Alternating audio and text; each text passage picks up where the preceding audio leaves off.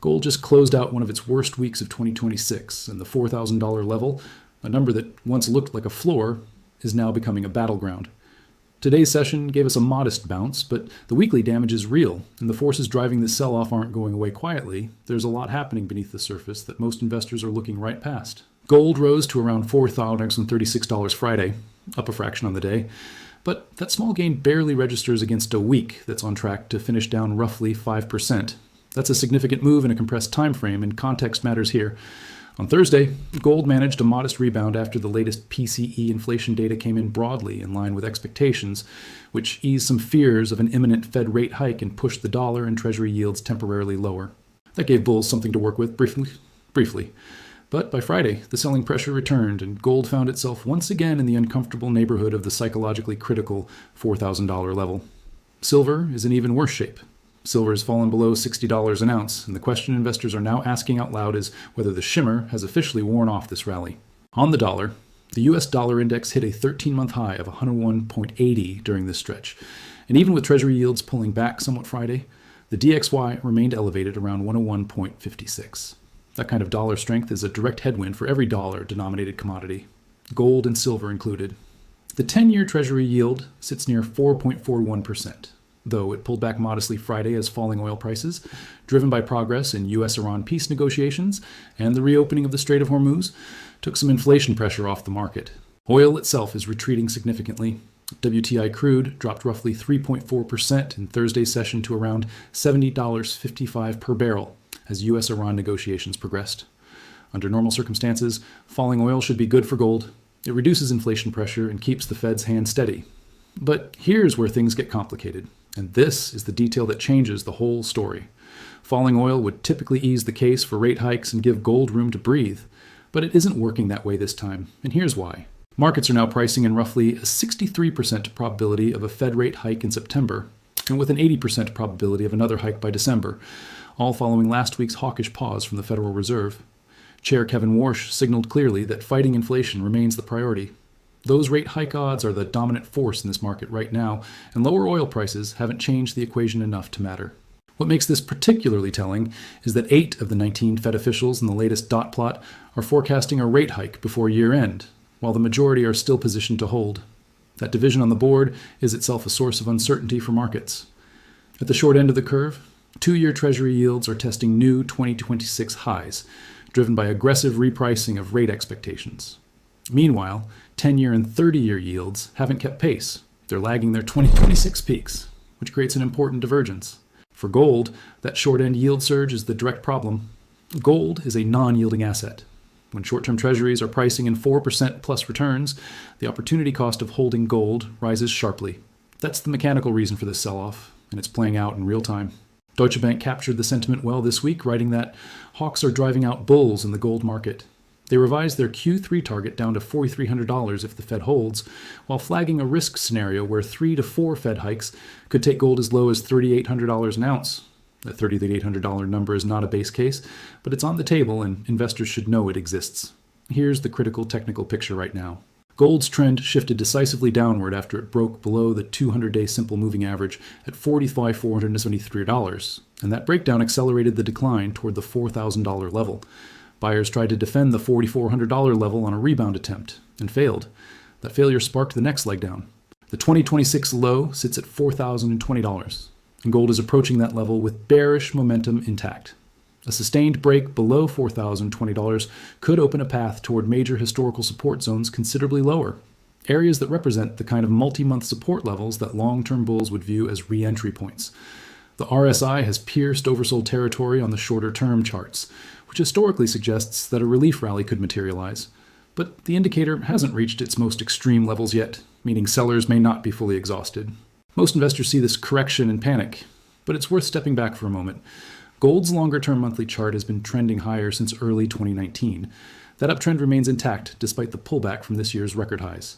What we're experiencing is a correction inside a multi-year bull market. Painful in the short term, but not necessarily a structural reversal. Central banks continue buying aggressively. In the first quarter of 2026, they purchased an estimated 244 metric tons of gold, exceeding the previous quarter and the 5-year average, according to the World Gold Council. The so-called smart money isn't selling, they're adding. And Wall Street's longer-term targets, despite some downward revisions, remain well above current prices. Goldman Sachs cut its year-end target from $5,400 to $4,900 on June 20th. A $500 reduction attributed to fading ETF inflows and the removal of rate cut expectations from their forecast. Yet even at $4,900, Goldman is pricing in roughly 20% upside from where we are today. JP Morgan sits at $6,000, Wells Fargo at $6,100 to $6,300, and Bank of America at $6,000. Every major institutional year-end forecast implies significant upside from current levels, even after this week's sell-off. That doesn't mean any of those targets are guaranteed. It means the big money isn't calling this a bear market. They're calling it a correction. Silver is feeling this pressure more acutely than gold, and there are specific reasons why. Silver has fallen roughly 42% from its January 2026 all-time high of 120 Homar, power 62, sitting near $70 heading into this week. And this week pushed it below $60. For investors who bought silver near those January highs, that's a brutal drawdown on paper. The gold to silver ratio has been climbing from around 55 in early 2026 to a range of 63 to 65 by mid-June, meaning silver has underperformed gold during this correction. Historically, a rising ratio like this reflects silver's dual sensitivity. It moves with gold on monetary fears, but it also moves with industrial demand cycles. When rate hike fears suppress the monetary side of silver's equation, the metal tends to underperform in the short run. But here's the other side of that argument. Historically, ratios in the 60-70 range have preceded silver outperformance during bull market recoveries. Solar panels, electric vehicles, AI infrastructure, those industrial demand drivers don't take a break because the Fed is raising rates. Solar photovoltaic manufacturers did reduce silver consumption by about 19% in 2026 due to efficiency gains, roughly 151 million ounces, which removes a near-term demand driver that bulls were counting on. That's a real headwind for silver specifically, and it's part of why the metal has underperformed gold in this correction. For silver right now, $61 is the critical 2026 support level. A breakdown below that level could accelerate selling and expose silver to further downside before a genuine longer-term buying opportunity materializes. Wall Street has started changing its tune on gold, with several banks downgrading their price forecasts following Kevin Warsh's first FOMC meeting. The hawks are driving out bulls dynamic is a sentiment shift, and sentiment shifts in markets can take on a life of their own. Retail investors who bought gold and silver at or near January highs are sitting on significant paper losses. That creates a specific psychology. Some will hold, some will capitulate, and capitulation selling can push prices lower than fundamentals alone would justify. That's not a prediction. It's a pattern worth understanding. Smart money, specifically central banks and long-term institutional investors, continues to buy on weakness. The divergence between what retail investors are doing and what central banks are doing is one of the most important undercurrents in this market right now.